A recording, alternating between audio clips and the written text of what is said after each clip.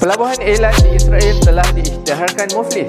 Salam semua. Hari ini kita nak cerita tentang satu berita besar dalam dunia perdagangan. Pelabuhan Eilat di Israel telah diisytiharkan muflis. Macam mana boleh jadi macam ni? Jom kita kupas satu persatu.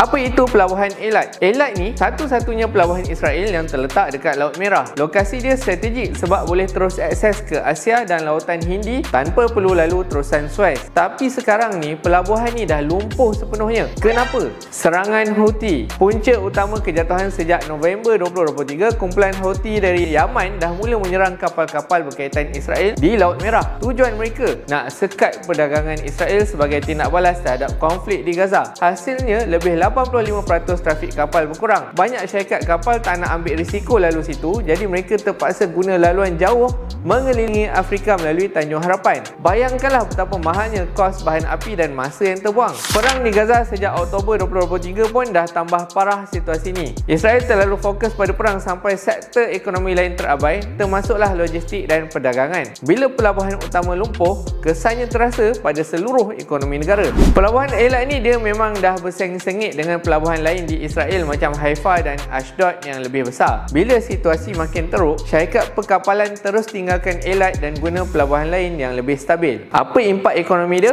Pekerja hilang kerja. Separuh daripada 120 pekerja pelabuhan dah diberhentikan. Bandar Eilat yang terkenal dengan pelancongan pun terjejas sebab ekonomi tempatan bergantung pada pelabuhan ni. Gangguan rantaian bekalan. Bila pelabuhan tutup, barang seperti makanan, bahan api dan peralatan industri susah nak masuk. Harga barang pun naik. Beban ekonomi makin terasa.